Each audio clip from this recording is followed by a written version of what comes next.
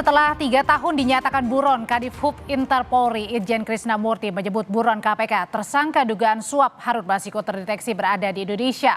Hal ini diungkapkan Kadif Hub Interpolri Irjen Krisnamurti usai bertemu dengan pimpinan KPK di Gedung Merah Putih KPK Jakarta. Lebih lengkap saudara kita sore hari ini sudah bergabung dengan Kadif Hub Interpolri Irjen Krisnamurti. Sore Pak Krisna. Pak Krisna, jadi tanggal berapa terakhir kali keberadaan Harun Masiku ini terdeteksi di Indonesia?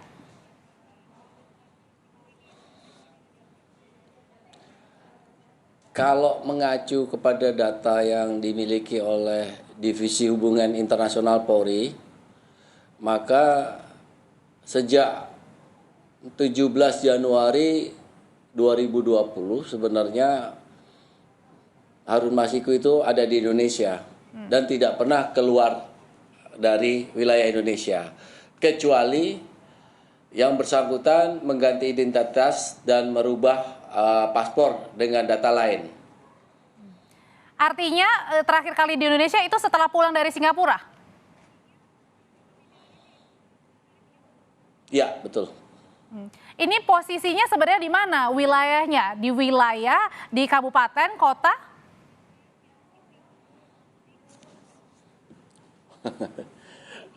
Kalau itu tentu perlu ada pendalaman dan penyelidikan lebih lanjut oleh para penyidik-penyidik KPK. Kami sifatnya Divisi Hubungan Internasional Polri sebenarnya tadi tidak berbicara khusus masalah Harun Masiku. Kami membicarakan banyak hal dengan pimpinan KPK dan para wakil ketua KPK serta para deputi. Tapi ketika keluar ada teman-teman media tertarik membicarakan Harun Masiku. Memang Harun Masiku bagian yang kita bahas bagaimana mengoptimalkan perburuan. Tapi data sudah kami buka semua ke KPK dan kami siap untuk mendukung bukan hanya terhadap saudara Harun Masiku, tapi juga buronan-buronan lain yang saat ini menjadi concernnya KPK. Bahkan kami juga mensupport pemeriksaan terhadap para saksi yang ada di luar negeri dalam rangka aset recovery terhadap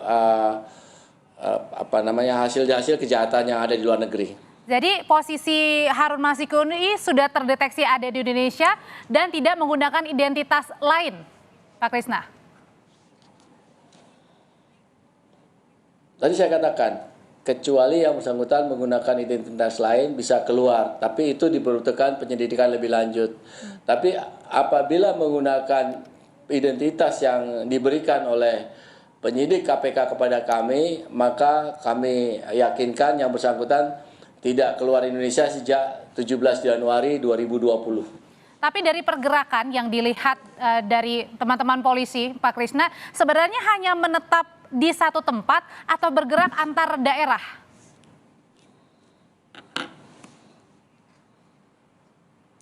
Kami tidak dalam kapasitas menjawab itu, Mbak. Oke, nah kemudian kalau misalnya tadi kan sudah berkoordinasi juga dengan KPK, Pak Krisna, apakah kemudian lalu lintas pergerakan ini juga sudah diserahkan datanya ke KPK? Sudah semuanya. Termasuk pelaku-pelaku lain, kami sudah serahkan. Ada pelaku yang merubah kewarganegaraan yang sekarang berada di satu negara, itu juga kami serahkan dan kami berdiskusi bagaimana menindaklanjuti teknik memulangkan yang bersangkutan.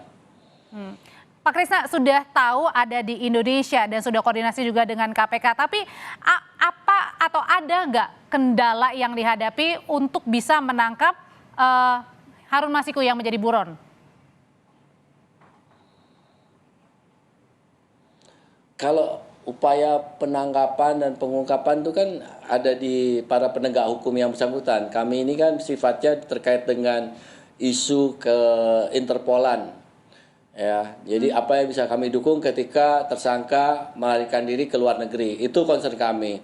Tapi selanjutnya data yang kami berikan itu untuk upaya-upaya berikutnya tentu ada pada para penegak hukum itu sendiri. Dan saat ini sudah diserahkan KPK ya untuk bisa diteliti lebih lanjut. Pak Krisna, terima kasih banyak, sehat selalu.